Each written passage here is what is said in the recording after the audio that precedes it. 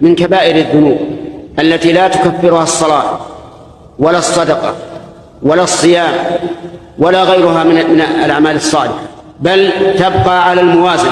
وقول النبي عليه الصلاة والسلام في تعريفها: ذكرك أخاك بما يكره، يشمل ما يكرهه من عيب خلقي وعيب خلقي، ولهذا سميت غيبة لأنها في غيبة الإنسان. فاعلم أن من تتبع عورة أخيه تتبع الله عورته، وأن من تتبع الله عورته فضحه ولو في بيته. وأن نعلم أن كل كلمة تكون غيبة لشخص فإنما هي نقص من حسناتنا وزيادة في حسنات هذا الذي ظلم. هذه اختلف فيها العلماء، فمنهم من قال لا بد أن تذهب إليه وتقول له: يا فلان، إني تكلمت فيك عند الناس فأرجوك أن تسمح عني وتحللني.